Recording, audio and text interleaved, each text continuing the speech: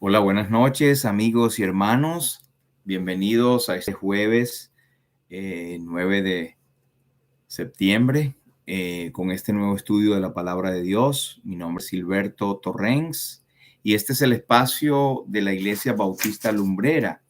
Am, Vamos a estudiar el capítulo 5 de la carta a los Efesios, continuando con esta carta. Y como es de nuestra costumbre, vamos a encomendar este tiempo al Señor.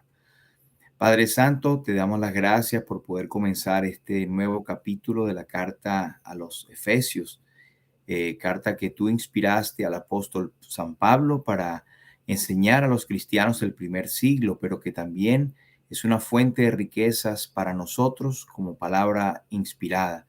Creemos en la inerrancia de lo que tú has inspirado a los hombres, Señor, para nuestro provecho espiritual y nuestro crecimiento. Suplicamos tu ayuda, Señor. Sabemos que en nosotros no hay sabiduría. Rogamos por los que nos escuchan, por su situación, su enfermedad, cualquiera sean sus problemas, Señor. Sé tú con ellos, sobre todo por aquellos que aún no tienen la bendición o la alegría de ser salvos, que puedan encontrar a Cristo en las palabras que vamos a leer de tu santa revelación. A ti sea la gloria, Señor. Bendecimos a cada uno de los hermanos que también se conectan para leer y compartir con nosotros este estudio bíblico. Una vez más, te bendecimos, Señor, y te damos a ti toda la gloria y nos encomendamos en tus manos en el nombre de Jesús. Amén. Bien, entonces vamos a leer en la carta a los Efesios, capítulo 5. Vamos a ver si podemos ir desde el versículo 1 hasta el 5 en esta noche. Capítulo 5 de la carta a los Efesios, desde el versículo 1. Pero vamos a leer entonces desde el versículo 1 tal vez hasta el 10. Efesios 10. Dice así la palabra de Dios. Sed pues imitadores de Dios como hijos amados, y andad en amor como también Cristo nos amó y se entregó a sí mismo por nosotros, ofrenda y sacrificio a Dios en olor fragante. Pero fornicación y toda inmundicia o avaricia, ni aun se nombre entre vosotros como conviene a los santos, ni palabras deshonestas, ni necedades, ni truhanerías que no convienen, sino antes bien acciones de gracia. Porque sabéis esto, que ningún fornicario o inmundo o avaro que es idólatra tiene herencia en el reino de Cristo y de Dios. Nadie os engañe con palabras vanas, porque por estas cosas viene la ira de Dios sobre los hijos de desobediencia. No seáis, pues, partícipes con ellos, porque en otro tiempo erais tinieblas, mas ahora sois luz en el Señor. Andad como hijos de luz, porque el fruto del Espíritu es en toda bondad, justicia y verdad, comprobando lo que es agradable al Señor. Hasta aquí, esperando que el Señor prospere su palabra. Nosotros en el estudio pasado estamos viendo los últimos versículos del capítulo 4 de esta carta, donde el apóstol sigue hablando acerca de las características que tenían ellos, los efesios, como gentiles, pero gentiles paganos. Y él les exhortaba, como nos exhorta a nosotros, en cuanto a la pasada manera de vivir. Despojaos del viejo hombre que está viciado conforme a los deseos engañosos. Y él decía, vestíos del nuevo hombre creado según Dios en la justicia y santidad de verdad. Y él habla de una cantidad de cosas que hay que desechar, que los efesios tenían que desechar. Y esto nos pone en la realidad de que aún como creyente no hemos alcanzado la perfección de estar sin pecado, ser impecables, porque va a ser en el tercer aspecto de la salvación, libres de la presencia del pecado cuando estemos en las mansiones celestiales. Pero mientras tanto, tenemos nosotros como creyentes que luchar diariamente por mantener nuestro espíritu limpio, alejados del pecado. Es difícil y tenemos que confesar diariamente que no no hemos podido vencer en 100% todo lo que nos proponemos. Tenemos que sacar diariamente, poniéndolo delante del Señor y pidiendo perdón por ellos. Ahora, el capítulo 5, de donde empezamos, versículo 1, nos habla entonces de una continuación de lo que se ha venido hablando en el capítulo anterior. Y él dice, sed pues imitadores de Dios como hijos amados. Esto viene precisamente, viene la palabra imitadores. La palabra imitadores en griego es mimetes, mimetes. Y es basado en la última afirmación del versículo 4 y 32, cuando dice, sed pues, esa palabra pues nos indica que hay una conexión con lo que ha venido hablando. Y lo último que se habló fue el versículo 32 del capítulo 4, cuando dice, antes sed benignos unos con otros, misericordiosos, perdonándoos unos a otros, como Dios también os perdonó a vosotros en Cristo.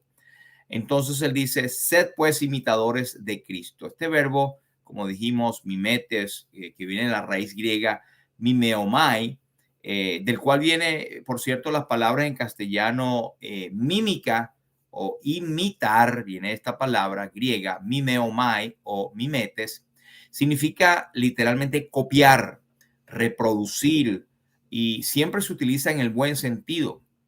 En más de una oportunidad, el mismo apóstol Pablo indica a que los creyentes sean imitadores de él, como él es imitador de Cristo, aunque en este caso se refiere a copiar o imitar la actitud de Dios. Entonces, el ejemplo de Dios está en el capítulo 4, versículo 32, que dice que como Dios os perdonó también a vosotros en Cristo. Esta es la actitud que Él nos manda a imitar, con la cual empieza este capítulo 5, el versículo 1. Sed pues imitadores. ¿Imitadores de qué? De esa actitud de Dios, de perdonar como Cristo nos perdonó a nosotros. Ahora, se añade como una fuerza especial cuando dice como hijos amados, versículo 1. Sed pues imitadores de Dios como hijos amados. Ahora, en la vida natural, los hijos siempre mostramos el parentesco con la familia, no solamente por el apellido, sino que debemos tratar de honrar el nombre de la familia o el apellido. En la vida espiritual, manifestar a nuestro Padre al mundo es un deber nuestro y deberíamos tratar de andar como corresponde a nuestra posición como hijos amados. No es una posición que logramos con esfuerzo, con obras, sino por la adopción que se logra al aceptar a Cristo como Señor y Salvador, que viene el Espíritu Santo a morar en nosotros y a sellarnos como hijos. Y es el Espíritu Santo las arras de nuestra herencia. En todo caso, el ser hijos de Dios es un acto sobrenatural donde no interviene la carne, ni la sangre, ni la voluntad de varón, sino Dios. Entonces vamos a empezar a mostrar nuestra naturaleza y debemos entonces procurar siempre mostrar esta naturaleza de perdón, de amor, de actitud. En otras palabras, dar buena referencia al mundo de la bondad de Dios, que digan bien de los hijos de Dios.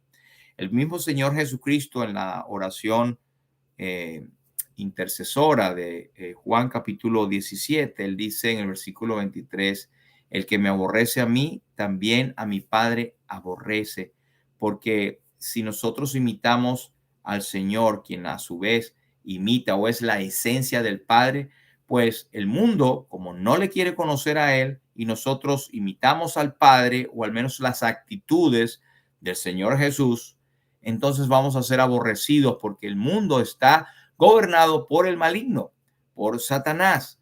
Y aunque sea una persona que no lo sepa, el dar ejemplo o testimonio a una persona que no tiene a Cristo acerca del Padre, el enemigo le va a hacer tener rabias a nosotros, nos van a llamar de santurrones o de que personas que se quieren hacer perfectos más que los demás, pues nos van a despreciar, pues sepamos que al Señor también despreciaron. Cita el versículo 24 de San Juan que Si yo no hubiese hecho entre ellos obras que ninguno otro ha hecho, no tendrían pecado, pero ahora han visto y han aborrecido a mí y a mi Padre. Recordemos, hermanos, que cuando nos desprecian a nosotros por el Evangelio, no nos desprecian a nosotros, no es nada personal, están despreciando al Padre y al Evangelio y nos están vituperando por causa de Cristo. Versículo 2. Y andad en amor, como también Cristo nos amó y se entregó a sí mismo por nosotros, ofrenda y sacrificio a Dios en olor fragante. Este ejemplo no se puede de alguna manera cambiar o modificar. Como Cristo nos amó. Y aquí llama la atención la transición que es del amor de Dios al modelo de Cristo, porque dice, Dios también os perdonó a vosotros en Cristo, pero Él nos amó primero. Entonces, andar en esta transición es la revelación Padre-Hijo que San Pablo quería ver en los creyentes. Andar en el amor de Dios no es otra cosa que vivir como Cristo vivió. Por eso es tan importante el testimonio del Evangelio, hermanos. Por eso es tan importante que nosotros nos distingamos del mundo y no digamos, no, no importa, la gente va a verlo en mí anyway o de cualquier manera como esté yo andando. Hermanos, tenemos que cuidar nuestro andar. Su amor, el amor de Cristo fue sacrificial, pues se entregó a sí mismo por nosotros, de manera que no podemos amar como deseamos, sino según el modelo que Cristo nos dejó. Dice, Cristo nos amó, se entregó a sí mismo por nosotros, ofrenda y sacrificio. Esta es otra forma en la que debemos asemejarnos al Señor, andando en amor. Y amor, andar en amor significa darnos por otro. Este amor es el ágape, que lo hemos estudiado en otra forma. Cuando en San Juan capítulo 3, versículo 16 nos dice, porque de tal manera amó Dios al mundo. Ese amor es el ágape, el amor con que hemos sido amados. Un amor incondicional que no pide nada a cambio. Es un amor sacrificial que para beneficiar a otro lo puede hacer en virtud del sacrificio de sí mismo. Y esto es lo que el Señor Jesucristo hizo. Mas Dios muestra su amor para con nosotros en que siendo aún pecadores, Cristo murió por nosotros. Esto es lo que hizo Cristo, nuestro perfecto ejemplo. Esto es digno de darle gloria y honra a Él. Nos amó de tal manera que siendo aún pecadores, perdidos, enemigos de Él, Él murió por nosotros. Esta es la prueba de su amor, la prueba máxima. Él se dio a sí mismo por nosotros al morir en la cruz del Calvario. Su don, el darse a sí mismo, se describe como ofrenda y sacrificio a Dios. Una ofrenda es todo aquello que se da a Dios, algo que ofrecemos a Dios. Pero un sacrificio incluye aquí, en este caso, el elemento adicional de la muerte. En el vocabulario nuestro, sacrificio es algo que nos cuesta bastante. Caramba, pude pagar con sacrificio mi casa o pude pagar con sacrificio la carrera de mis hijos. Quiere decir que te costó una vida hacerlo. Pues bien, esta palabra sacrificio incluye en este sentido el elemento de la muerte cuando se refiere al Señor Jesucristo. Matthew Henry dice que esta es una frase que el apóstol San Pablo usa típica del Antiguo Testamento, aroma de perfume u olor fragante, y se remonta a la idea bien antigua que está plasmada en el Antiguo Testamento. El comentarista, el doctor Barclay, dice que Pablo toma la frase que el tiempo había consagrado. Casi 50 veces aparece en el Antiguo Testamento esto del olor fragante y se le aplica el sacrificio que Jesús le presentó a Dios en la cruz. Señor Jesucristo no solamente se hizo el hombre y murió por nosotros en sacrificio por nuestros pecados, pero ese sacrificio fue una ofrenda que él presentó a Dios por nosotros. El sacrificio que Jesucristo presentó al Señor fue sumamente agradable a Dios. Isaías nos dice que el Padre quedó satisfecho con la ofrenda del Señor en la cruz del Calvario. Pablo lo dice en otras palabras en 2 Corintios capítulo 2, versículo 14 al 16, donde dice, mas a Dios gracias, el cual nos lleva siempre en triunfo en Cristo Jesús, y por medio de nosotros manifiesta en todo lugar el olor de su conocimiento. Pero también hay otro olor que dice, porque para Dios somos grato olor de Cristo en los que se salvan, porque hemos aceptado a Jesucristo, que fue grato olor a Dios. Pero en los que se pierden, a los inconversos que permanecen así hasta que ya no hay oportunidad por la muerte o la venida de Cristo, a estos ciertamente olor de muerte para muerte y a aquellos olor de vida para vida. Así que se habla de este olor fragante en relación a nuestra vida presentada a Dios y a el destino final de los que no creen en el Señor Jesucristo. Una actitud semejante es que el apóstol nos pide o nos habla en Romanos capítulo 12, versículo 1, bien conocido por todos, cuando dice, así que hermanos, os ruego por las misericordias de Dios que presentéis vuestros cuerpos en sacrificio vivo, santo, agradable a Dios, que es vuestro culto racional. Vale la pena mencionar que aquí en Romanos, cuando dice sacrificio, yo había hablado de que sacrificio referido a Cristo es siempre la muerte. El sacrificio de Cristo era poner su vida. Pero qué maravilloso que Cristo nos pide nuestro culto racional en que nosotros presentemos nuestro cuerpo en sacrificio, pero vivo, vivo. No nos pide morir, aunque si es necesario tengamos que morir. Ya vemos la historia llenos de mártires, pero en lo normal, Dios nos pide que vivamos en esta vida en un sacrificio constante, vivo, santo, agradable a Dios, que es vuestro culto racional, es decir, es la parte que a usted le corresponde para dar ese olor fragante a Dios. Es un privilegio que nosotros tenemos como creyentes, como hijos de tal padre y hermanos de tal primogénito, de manera que se nos reconozca alrededor del mundo como que nosotros pertenecemos a la familia divina en la forma sacrificada de amar a nuestro prójimo. Tres aspectos interesantes antes de pasar al versículo 3 es que, número uno, dice, se dio a sí mismo. Esto nos habla de que fue un sacrificio de sí mismo y no de ningún otro. No de ningún otro. La salvación depende de lo que él hizo en la cruz, no de lo que yo haga. Número dos, dice, se dio a sí mismo por nosotros. Esto nos hace ver que fue en el interés de otro y no a sí mismo, porque Cristo no merecía morir, ni necesitaba morir, porque Él es el perfecto Hijo de Dios, santo, sin mancha, sin pecado. Y número tres, se dio a sí mismo por nosotros, ofrenda y sacrificio a Dios en olor fragante. Es que lo que Él hizo, parte de que es para nuestra salvación, fue todo para la gloria de Dios. Y esto es para nosotros también. Todo lo que hagamos, sea de palabra y de hecho, de pensamiento, es y debe ser siempre para la gloria de Dios. Hemos sido creados con un propósito para su nombre glorificado.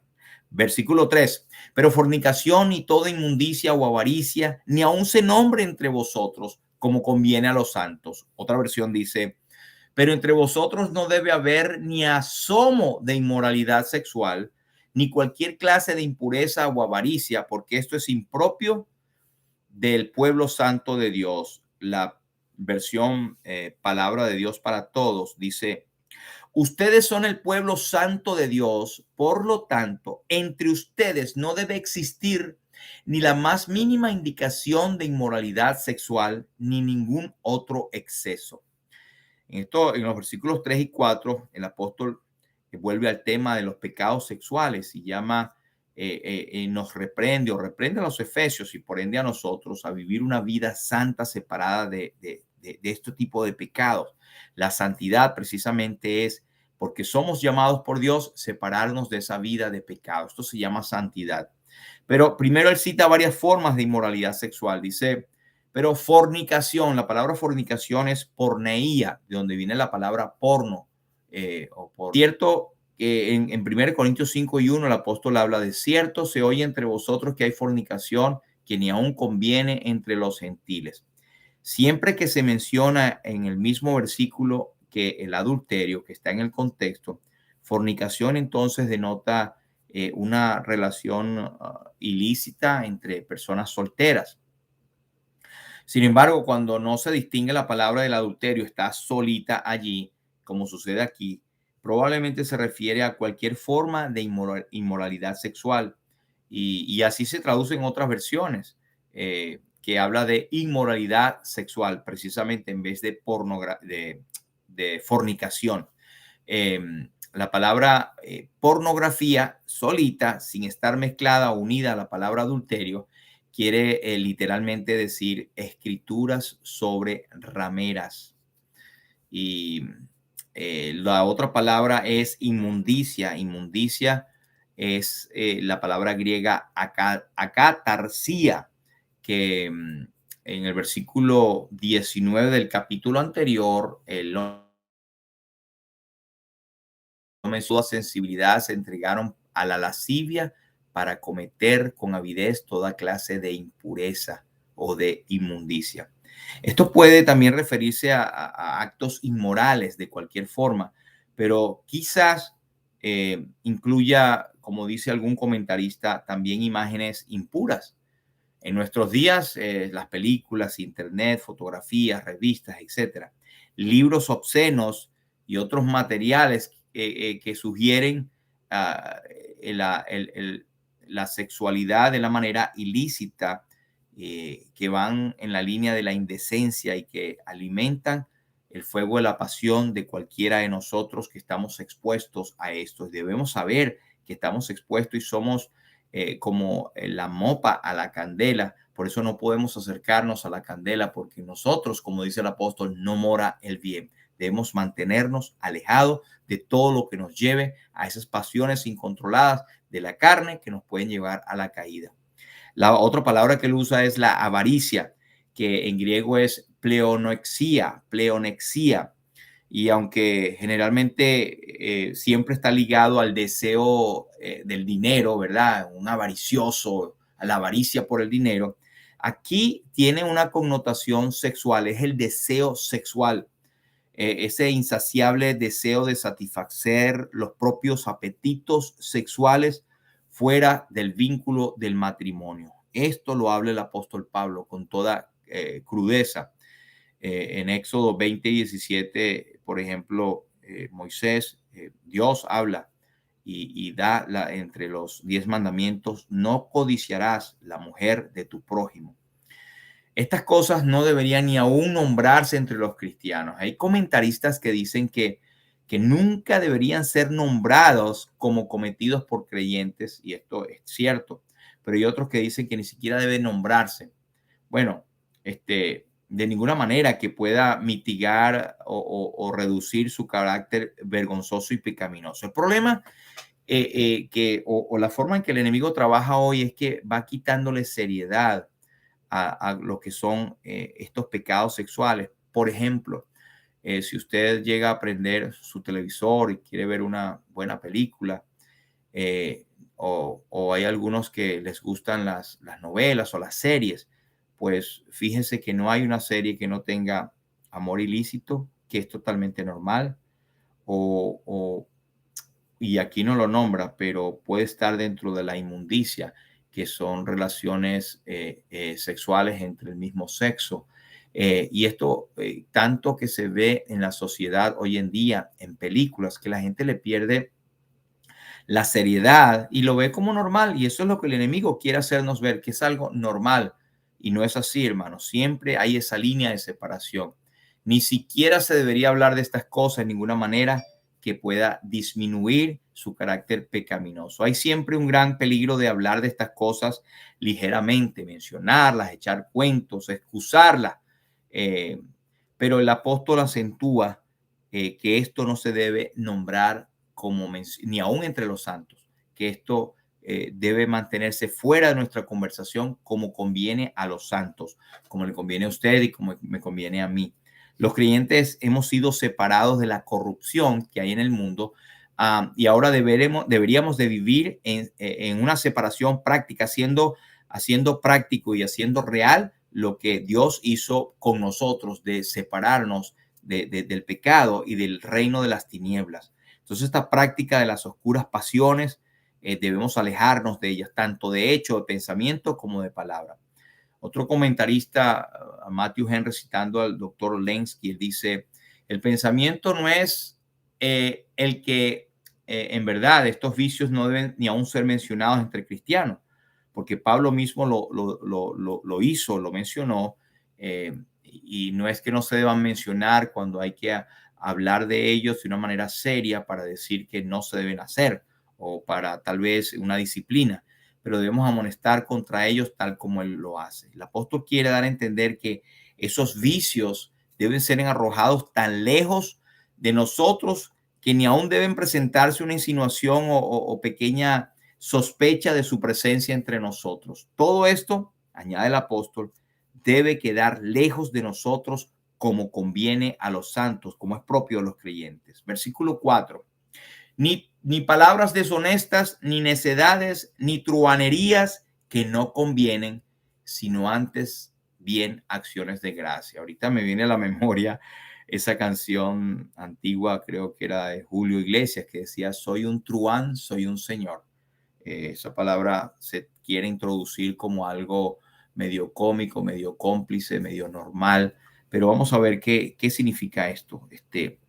Nosotros deberíamos estar exentos como creyentes de toda palabra deshonesta.